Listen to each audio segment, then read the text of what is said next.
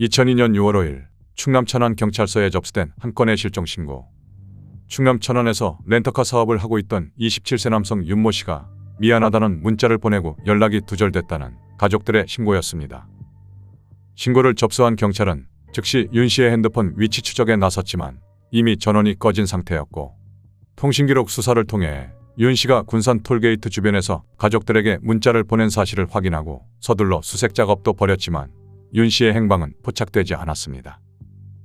경찰은 윤 씨 가족에게 윤 씨가 평소 우울증을 앓거나 극단적인 선택에 징후를 보였는지도 물었지만 가족들은 절대 그럴 일이 없다면서 평소 가족들과 사이도 원만했고 앓고 있는 정신질환도 없었다고 말했습니다. 점점 미궁 속으로 빠져드는 윤 씨의 행방. 그렇게 윤 씨 주변인들에 대한 참고인 조사가 진행되고 있던 중에 윤 씨 아버지가 갑자기 생각났다며 윤 씨가 집을 나서기 전 돈을 받으러 박모 씨에게 간다고 말했던 사실을 경찰에게 전달했습니다.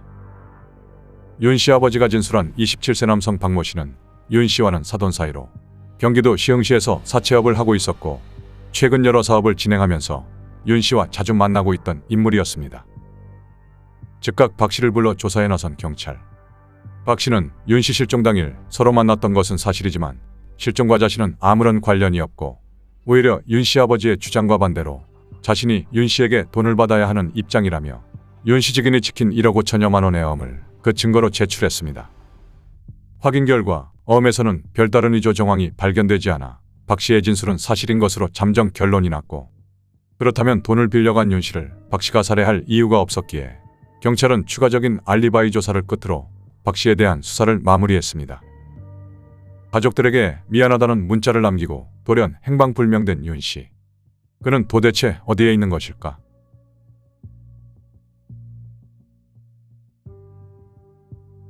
실종 당일 윤 씨를 만났던 박 씨에게서 뚜렷한 범죄 정황이 확인되지 않으면서 경찰 수사는 별다른 진척을 보지 못한 채 시간만 하염없이 흘러가고 있었습니다. 그런데 사건 조사 열흘쯤 지났을 무렵 실종된 윤 씨의 아버지가 갑자기 진정서를 들고 경찰서를 다시 찾아왔습니다. 무슨 일인지 묻는 경찰의 질문에 윤 씨 아버지는 박 씨가 경찰 조사를 받고 난 뒤 찾아와서는 실종된 아들 대신 돈을 갚아라고 요구했다고 말했습니다. 그러면서 아직 경찰 조사가 진행 중이니 조금만 기다려달라고 부탁했지만 박 씨가 화를 내며 빨리 돈을 갚으라고 계속 재촉했고 결국 9천여만 원을 먼저 갚는 것으로 합의를 봤다고 전했습니다. 윤 씨 아버지는 도대체 아들이 무슨 사업 때문에 거액의 돈을 빌려간 것인지 주변 지인들을 수소문해서 자초지종을 알아봤는데 이 과정에서 매우 의심스러운 이야기를 듣게 됐다고 말했습니다. 그것은 윤 씨에게 돈을 빌려줬다고 주장한 박 씨가 오히려 경제 사정이 어려워 여기저기에 돈을 빌린 상태고 이 때문에 최근에는 빚독촉에 시달리고 있었다고 덧붙였습니다. 경찰은 윤 씨 아버지의 진술을 토대로 다시 박 씨에 대한 조사에 나섰는데 이 같은 내용이 사실로 확인됐습니다. 박 씨는 최근 기존에 하던 사채업뿐만 아니라 대포차 등 유사금융 형태의 여러 사업에 뛰어들었는데 사업 자금을 모으기 위해 친척과 지인들에게서 적게는 수백만 원, 많게는 수억 원의 돈을 빌린 사실이 드러났습니다. 실종된 윤 씨도 박 씨에게 3억여 원을 빌려준 상태였습니다. 박 씨의 진술이 거짓임을 확인한 경찰은 박 씨를 다시 윤 씨 실종 사건의 유력한 용의자로 특정하고 곧바로 박 씨 사업에 투자한 투자자들을 만나 정확한 사실관계 파악에 나섰습니다. 그런데 투자자들을 일일이 만나 탐문조사하던 중 실종된 윤 씨 다음으로 박 씨에게 많은 돈을 빌려준 33살 강모 씨도 윤 씨가 실종된 이후 행방불명된 상태임이 뒤늦게 드러났습니다. 단순한 실종이 아닌 강력범죄라 판단한 경찰은 사건을 곧장 강력팀으로 이첩했고 박 씨 외에 공범이 더 있을 것이라고 보고 박 씨의 통신 기록, 통장 거래 내역 등을 추적했습니다. 그랬더니 윤 씨가 실종될 당시 박 씨와 자주 통화하고 금전 거래를 한 남성 3명을 밝혀냈습니다. 바로 박 씨의 지인 28세 배모 씨와 박 씨의 후배 25세 백모 씨, 26세 남모 씨였습니다. 경찰은 이들을 소환해 개별 신문에 들어갔고 그 과정에서 일부 진술이 서로 엇갈린 점을 토대로 박 씨와 이들이 공범임을 확신했습니다. 경찰은 이미 조사가 다 끝났다. 당신만 혼자 얘기가 다르다. 혼자 독박 쓰기 전에 사실대로 말하는 게 좋다라며 유도신문을 한 끝에 결국 용의자 중 한 명으로부터 윤 씨와 강 씨를 살해한 뒤 불태웠다는 진술을 확보해 곧바로 박 씨를 검거했습니다. 사업하다가 자금 압박 받았는데 당장 돈 내놓으라고 해갖고. 경찰은 2002년 9월 4일 박씨 등 일당 4명을 살인 및 사체 유기 혐의로 구속했고 본격적인 수사를 통해 밝혀진 사건의 전말은 이러했습니다. 2000년부터 사채업을 시작한 박씨는 사업이 생각보다 잘 되자 이후 차를 담보로 돈을 빌려주는 속칭 대포차 사업에도 뛰어들며 유사금융 형태의 사업을 하나둘씩 확장해 나갔습니다. 그렇게 사업을 점점 확장하면서 자본금이 필요했던 박씨는 친척과 지인들에게 사업 투자 형식으로 돈을 빌리게 됐고 이 과정에서 자신과 사돈관계인 윤 씨에게서 3억여 원을 그리고 사채업을 하며 앓게 된 강 씨에게서 1억 5천여만 원을 빌리게 됩니다. 그런데 이후 박 씨의 사업이 허울만 그럴듯할 뿐 실상은 그저 돈 놓고 돈 먹기 같은 금융 피라미드 형식인 사실이 드러나면서 돈을 빌려준 투자자들이 앞다투어 돈을 다시 돌려달라고 요구하기 시작했습니다.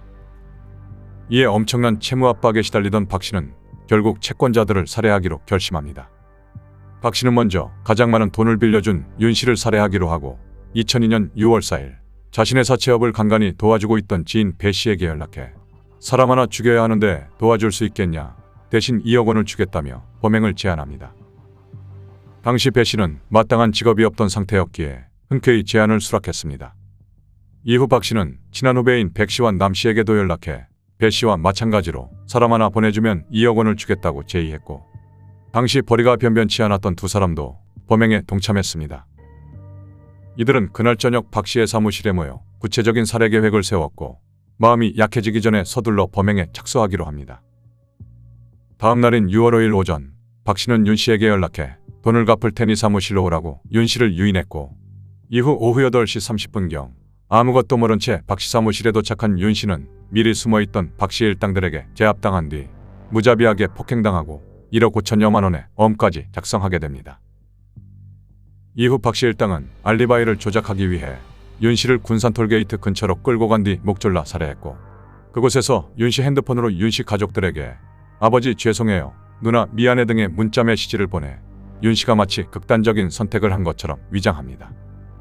심지어 박 씨 자신 앞으로도 힘든 줄 알면서 죄송해요라고 문자 메시지를 보내는 치밀함을 보였습니다. 이후 박 씨 일당은 윤 씨 사체를 차에 싣고는 충북 청주시 노읍면에 있는 박 씨의 선산으로 옮겨 안매장했습니다. 윤 씨 가족의 실종 신고로 경찰 조사가 본격적으로 시작되면서 박 씨가 가장 먼저 유력한 용의자로 의심받긴 했지만 이렇게 치밀하게 준비한 알리바이로 오리발을 내밀며 경찰의 수사선상에서 벗어난 것입니다.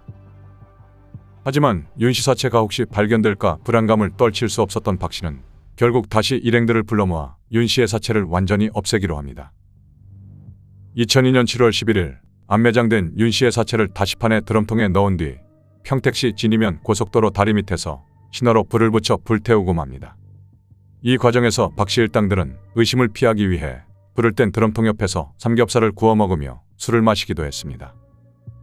이후 재로 변해버린 윤 씨의 사체는 인근 교각에서 허공에 뿌려졌습니다.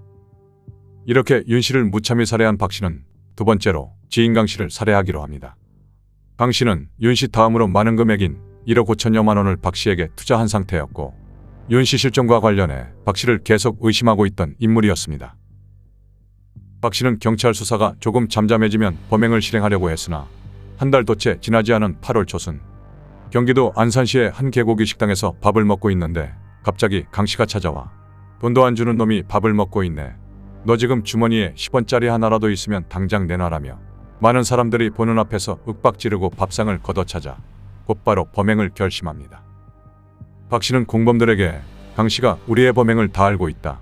경찰에 이야기하면 우리가 잡혀간다라며 거짓말을 했고 이 말을 들은 배 씨와 백 씨는 박 씨와 같이 강 씨 살해를 공모합니다.